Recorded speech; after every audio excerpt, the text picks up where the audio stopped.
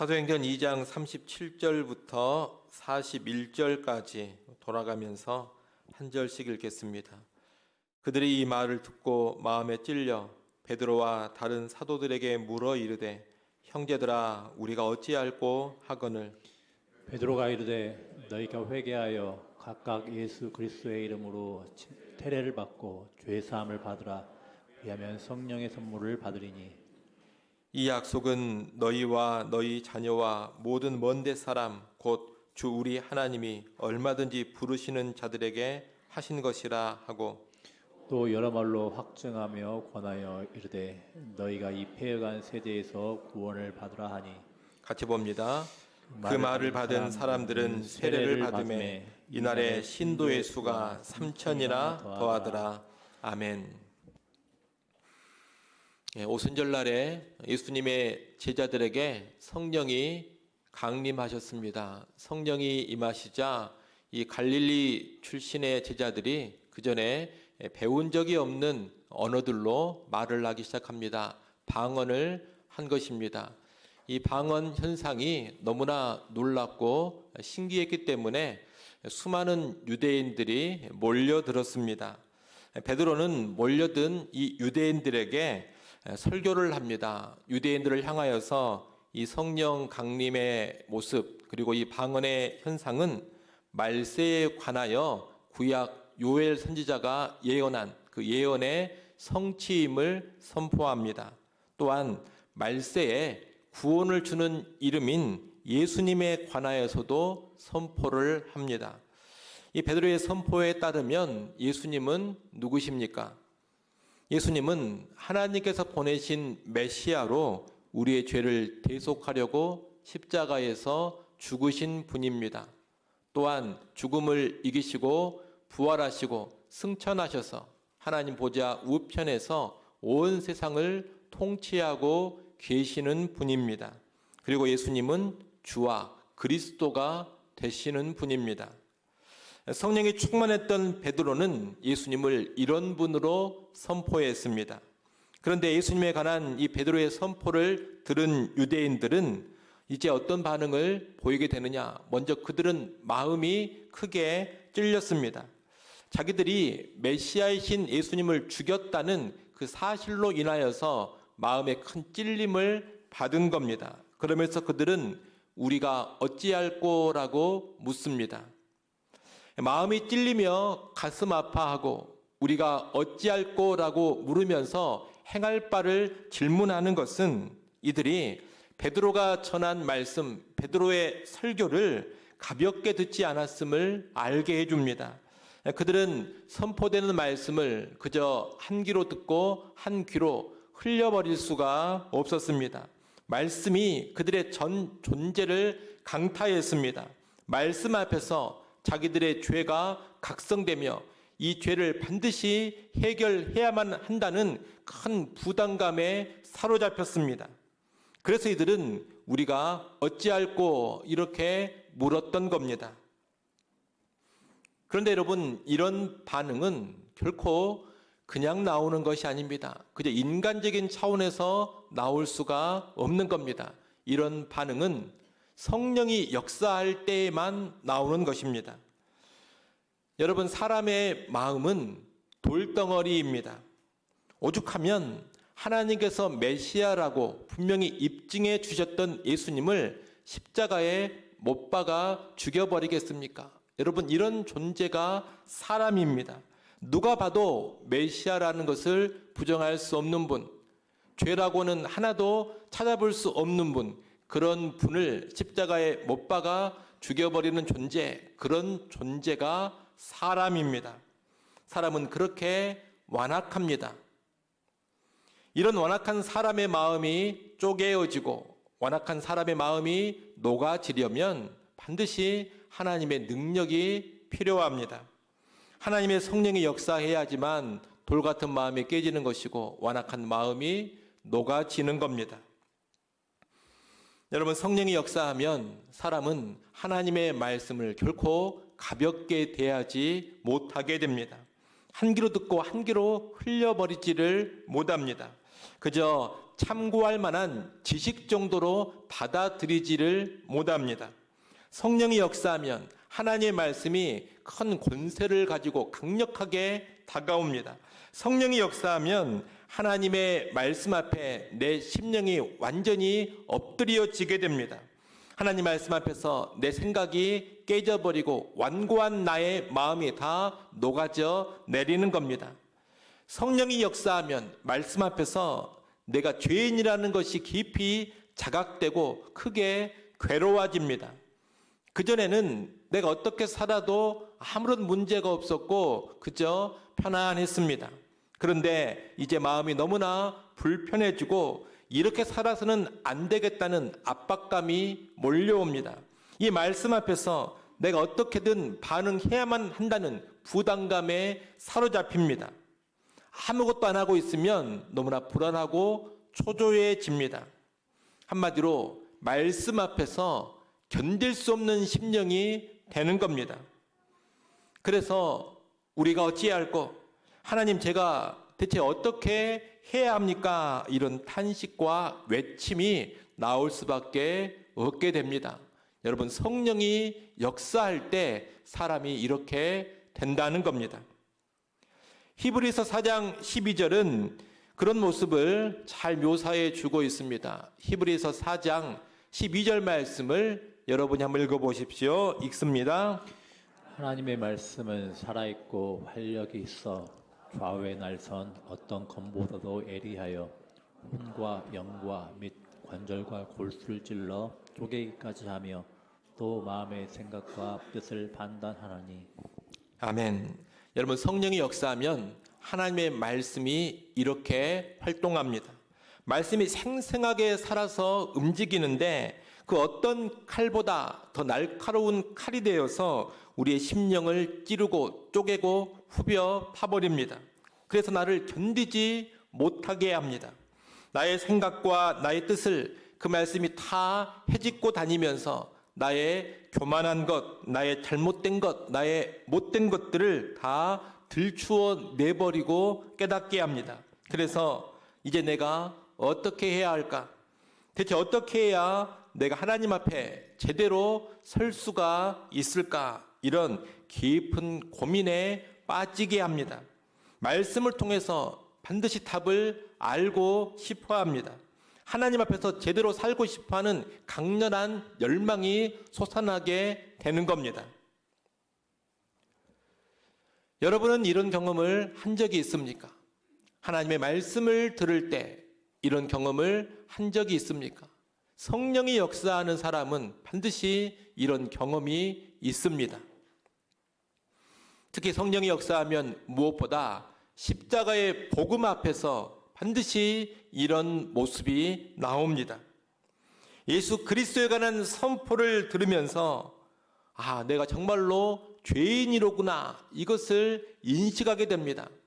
거기서 더 나아가서 예수님이 십자가에 달리신 것은 바로 내 죄 때문이로구나, 내 죄로 인해서 예수님이 십자가에 달리셨구나, 이런 인식을 하게 됩니다. 그리고 더 나아가서 예수를 십자가에 못 박아 죽인 자가 유대인들이 아니라 바로 나로구나, 내가 바로 예수님을 십자가에 못 박아 죽인 사람이로구나, 이런 인식으로까지 나가게 되는 겁니다.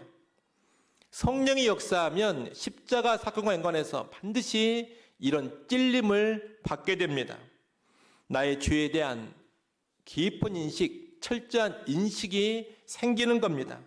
이것을 달리 말하면 죄책감이라고 말할 수도 있겠습니다. 성령이 역사하면 복음을 듣고서 강렬한 죄책감에 사로잡힙니다. 오늘날 어떤 사람들은 죄책감을 무조건 부정적으로 봅니다. 죄책감을 갖지 말라고 자꾸 말하고 가르칩니다. 사람들에게서 죄책감이라는 것을 제거해야지만 더 좋아지리라, 이런 생각을 합니다. 어린아이들에게도 죄책감을 자꾸 없애려고 합니다. 물론 죄의 실체가 없는 죄책감은 잘못된 겁니다. 죄를 짓지도 않았는데 죄책감을 갖게 하는 것은 결코 바람직한 모습이 아닙니다. 그것은 잘못된 죄책감입니다. 그런 잘못된 죄책감은 사람을 해칩니다. 그러나 분명히 죄를 지었기 때문에 갖게 되는 죄책감은 참된 죄책감입니다. 죄의 실체가 있는 이런 참된 죄책감은 반드시 필요하고 있어야만 합니다. 참된 죄책감이 있을 때 사람은 죄를 직면하게 됩니다. 그리고 죄로 인해 괴로워하면서 그 죄를 해결하고자 합니다. 이런 참된 죄책감은 선한 양심의 발로이고 성령의 역사이기도 합니다. 오순절 날에 베드로의 설교를 들었던 유대인들에게는 성령님이 역사했습니다. 그래서 이들은 마음의 찔림을 받고 견딜 수가 없었습니다. 자기들의 죄를 인식하고 참된 죄책감에 사로잡힌 겁니다. 그 결과 그들은 우리가 어찌할꼬라고 탄식하며 행할 바를 물었던 겁니다. 어떻게 해야 우리의 죄 문제를 해결할 수 있는가? 이것을 베드로와 사도들에게 물은 겁니다. 이 질문에 베드로는 38절에 답을 줍니다. 여러분 38절 말씀 정말로 중요한 말씀인데 우리 같이 한번 읽어보겠습니다. 38절 말씀 함께 읽습니다. 베드로가 이르되 너희가 회개하여 각각 예수 그리스도의 이름으로 세례를 받고 죄 사함을 받으라. 그리하면 성령의 선물을 받으리니. 아멘. 우리가 어찌할꼬 이 질문에 베드로가 준 답이 무엇입니까? 회개하여 각각 예수 그리스도의 이름으로 세례를 받으라. 그렇게 하면 죄 사함을 받고 성령을 선물로 받는다. 여러분 이것이 베드로가 준 답변입니다. 베드로는 먼저 회개와 세례를 말하고 있는데 회개라는 것은 죄에서 그릇된 삶으로부터 돌아서는 겁니다. 죄의 길에서 180도 돌아서는 것, 완전한 방향의 전환. 여러분 이것이 회개입니다. 특히 여기서 말하는 회개는 단순히 거짓말하고 도둑질하고 남을 미워하고 하는 그런 정도의 죄를 회개하는 게 아닙니다. 물론 우리가 그런 죄도 회개해야 합니다. 하지만 여기서 말하는 회개는 그런 죄보다는 더욱더 본질적인 죄로부터 돌아서는 겁니다. 그러면 본질적인 죄란 무엇입니까? 본질적인 죄란 피조물인 인간이 창조주 하나님을 인정하지 않고 부인하는 죄입니다. 또한 예수를 주와 그리스도로 인정하지 않고 살아왔던 죄입니다. 하나님을 인정하지 않고 하나님이 없다 하면서 살아오고 주 대신 예수님을 모르고 자기가 주가 되어 살아왔던 죄, 예수 아닌 다른 것이 구원을 준다고 믿으면서 다른 것들을 강하게 붙잡고 살아왔던 죄, 여러분 이것이 인간의 본질적인 죄악입니다. 과거에 내가 주인 되어 살고 내가 왕 노릇하며 살고 내가 스스로 구원자 노릇하며 살아왔습니다. 또는 돈이나 이념이나 어떤 철학이나 우상이 구원을 준다고 생각하며 살아왔습니다. 바로 그것이 본질적인 죄인데 그런 죄된 삶으로부터 180도 돌아서는 겁니다. 여러분 이것이 구원을 주는 회개입니다. 그리고 예수의 이름으로 세례를 받으라 했는데 예수 이름으로 세례 받는 것은 예수 믿음을 전제하는 것입니다. 예수를 믿는 자에게 세례가 주어지기 때문입니다. 이 믿음이란 단순히 예수님의 존재를 인정하는 게 아닙니다. 우리 죄를 위해 십자가에서 죽으시고 부활하신 그분을 나의 구원자요 주님으로 의지하며 나를 그분께 온전히 맡기는 겁니다. 구원받는 유일한 길이 예수 그리스도라는 것을 알고서 나의 주인 자리를 그분께 내어 드리는 겁니다. 이것이 예수를 믿는 겁니다. 이런 예수를 믿는 자에게 세례를 주는 겁니다. 그래서 베드로가 말한 회개와 세례를 우리가 좀 더 구체적으로 말해 본다면 회개와 믿음 그리고 세례 이렇게 나누어 볼 수가 있겠습니다. 회개와 믿음이 우리의 내적인 태도라면 세례는 이것을 외적으로, 공개적으로, 공식적으로 나타내는 의식입니다. 회개하고 믿는 자는 세례를 통해서 내가 회개하여 예수 믿는 사람이라는 것을 공개적으로, 공식적으로 드러내는 겁니다. 바로 이 회개와 믿음, 세례가 우리가 어찌할꼬에 대한 베드로의 해법입니다. 여러분, 그러면 왜 회개와 믿음 그리고 세례가 죄로 인해 찔림받고 괴로워하는 사람들에게 해법이 되어줄 수 있겠습니까? 회개하고 예수 믿어 세례를 받으면 두 가지가 주어지기 때문입니다. 그 두 가지가 무엇이었습니까?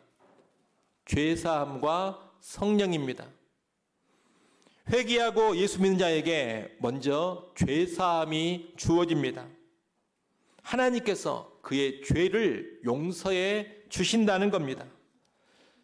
여러분, 종교활동을 열심히 한 사람의 죄를 하나님이 용서해 주시는 게 아닙니다. 헌금을 많이 하고 교회에 봉사를 많이 하는 사람의 죄를 하나님이 용서해 주시는 게 아니라는 겁니다. 또는 세상에서 착한 일을 많이 한 사람의 죄를 하나님이 용서해 주시는 게 아닙니다. 하나님은 누구의 죄를 용서해 주시느냐? 회개하여 예수 믿는 사람의 죄를 용서해 주십니다. 그럼 왜 하나님은 회개하여 예수 믿는 사람의 죄를 용서해 주십니까? 여러분, 하나님의 대원칙이 있습니다. 그 하나님의 대원칙은 무엇이냐? 피 흘림이 없은즉 사함이 없다, 이것입니다. 피 흘림이 없은즉 사함이 없다. 이 말은 죄값을 지불하는 일 없이 죄 용서는 결코 없다는 말씀입니다. 그렇기 때문에 죄 용서를 받으려면 반드시 먼저 내가 지은 죄값이 해결되어야만 합니다. 그런데 그 죄값을 예수님이 대신 지불해 주셨습니다. 죄의 삭은 사망인데 그 죄값인 사망의 형벌을 예수님의 십자가에서 나를 대신해 받아주신 겁니다.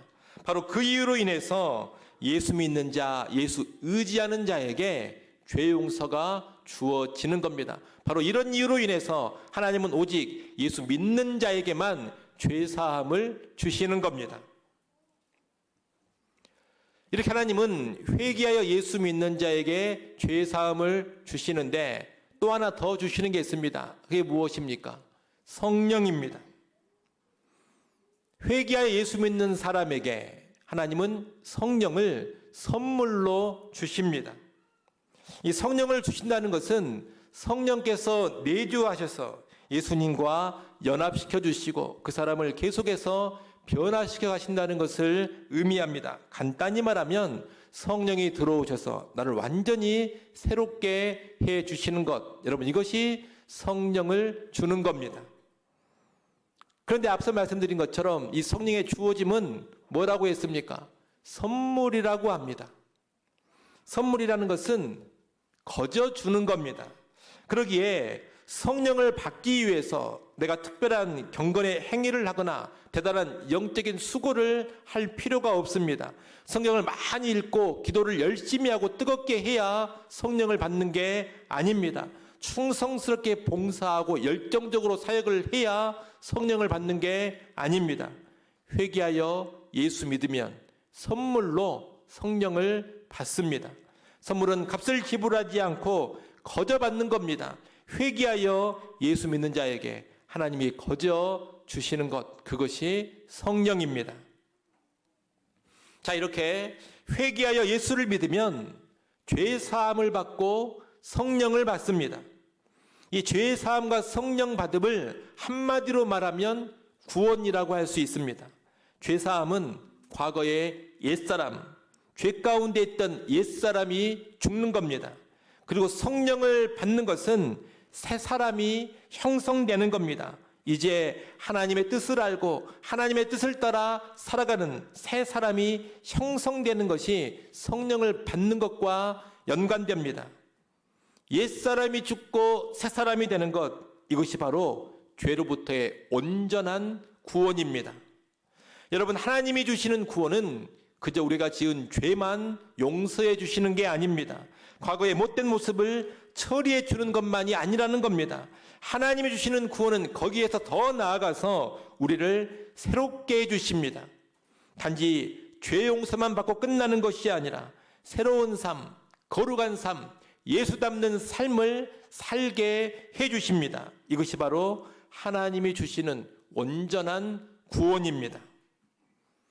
베드로는 이 구원의 원리, 즉 회개하여 예수 믿을 때 죄 사함 받고 성령의 선물을 받는 것은 모든 사람에게 해당되는 원리라는 것을 알려줍니다. 39절 말씀을 여러분이 또 한번 읽어보십시오. 39절 말씀 읽습니다.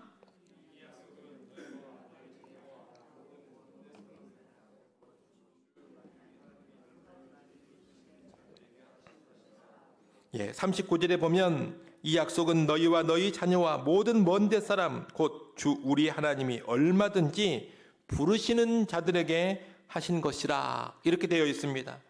회개하여 예수 믿으면 죄 사함 받고 성령의 선물을 받는 것은 지금 베드로의 설교를 듣고 있는 유대인들에게만 해당되는 게 아닙니다. 그들의 자녀들, 다시 말해 다음 세대, 미래 세대에게도 해당되는 겁니다. 나아가 지금 이 자리에 있는 유대인들만이 아니라 모든 먼 곳에 있는 사람들, 멀리 사는 유대인들과 이방인들에게까지 다 해당이 되는 겁니다. 한마디로 현재와 미래 모든 사람에게 다 미치는 원리, 미치는 효력이라는 겁니다.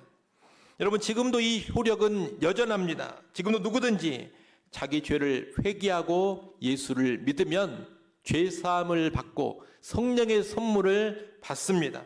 바로 이것이 죄 문제의 유일한 해결책이요 온전한 해법입니다. 여러분, 인간은 다 죄인입니다. 정직한 인간이라면 자기가 죄인이라는 것을 부인할 수가 없을 겁니다. 그런데 이 죄라는 것은 무시한다고 해서 해결되는 게 결코 아닙니다. 여러분, 내가 죄를 무시한다고 내게 있는 죄가 사라지겠습니까? 내가 죄를 무시한다고 해서 내가 받아야 될 죄의 형벌이 없어지겠습니까? 내가 아무리 죄를 철저히 무시하고 살아버린다 해도 나의 죄는 여전히 죄로 존재합니다. 그리고 그 죄에 대한 형벌을 받게 됩니다. 죄를 무시하는 것이 결코 죄의 해결책이 되지 못합니다. 이것은 그냥 눈 가리고 야옹하는 겁니다. 그러면 죄책감이 죄를 해결해 줍니까? 아무리 강한 죄책감을 갖는다 하더라도 여러분, 그 죄책감 자체는 죄를 해결해 주지 못합니다. 아무리 크게 후회하는 죄책감을 갖는다 하더라도 그 죄책감이 죄 자체를 없애주지도 않고 죄의 형벌을 피하게 해주지도 않습니다.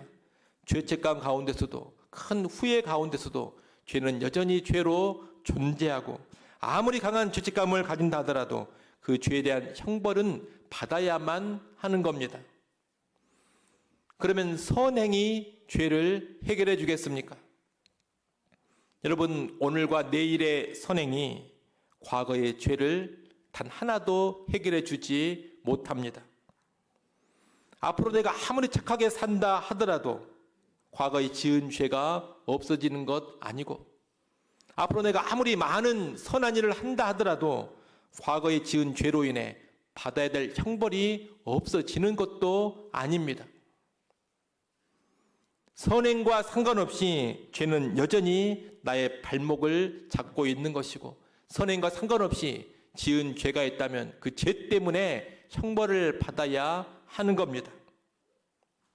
여러분, 그렇기 때문에 죄에 대한 유일한 해법은 하나님이 주신 해법뿐입니다. 그 해법이 무엇입니까? 회개하고 예수 믿어 죄 사함 받고 성령을 받는 겁니다. 하나님은 예수 그리스도의 십자가를 통해서 죄인들이 받아야 될 죄값, 죄의 형벌을 다 처리해 주셨습니다. 그리고 이제 회개하여 예수 믿는 자의 죄를 다 용서해 주시고 성령을 주겠다고 하십니다. 죄 가운데 있던 옛사람은 벗어버리게 하시고 성령으로 새로운 사람을 만들어 주신다는 겁니다. 여러분, 이것이 죄 문제의 완전한 해법, 온전한 해결책입니다. 41절 말씀에 보면 그날 베드로의 말을 들은 유대인들 가운데 3,000명이 회개하여 예수를 믿고 세례를 받았다고 합니다. 그들은 죄책감으로 인해 아주 큰 찔림을 받았지만 회개하여 예수 믿음으로 죄로부터 온전한 구원을 받은 겁니다. 오늘 우리도 이들이 갔던 길로 갈 수 있기를 바랍니다. 죄의 유일한 해법인 회개하여 예수 믿는 길로 가시기를 바랍니다. 여러분이 회개하여 예수를 꼭 믿으십시오. 회개하여 예수 믿고 세례 받으십시오. 그래서 죄 사함 받고 우리를 새롭게 하시는 성령의 선물을 받기 바랍니다. 온전한 죄로부터의 구원을 꼭 이루시기를 바랍니다. 바라기는 이 자리에 있는 우리 모두는 반드시 회개하여 예수 믿음으로 온전한 구원 누릴 수 있기를 간절히 소원합니다. 기도합니다. 하나님 아버지, 죄로부터의 온전한 구원은 회개하여 예수 믿는 길뿐임을 알고 우리 모두 그 길로 가게 하여 주옵소서. 회개하여 예수 믿어 죄사함 받는 복, 성령을 선물로 받는 복, 옛사람에 대하여 죽고 새 사람으로 살아나는 온전한 구원의 복을 누리게 하여 주옵소서. 예수님의 이름으로 기도드리옵나이다. 아멘.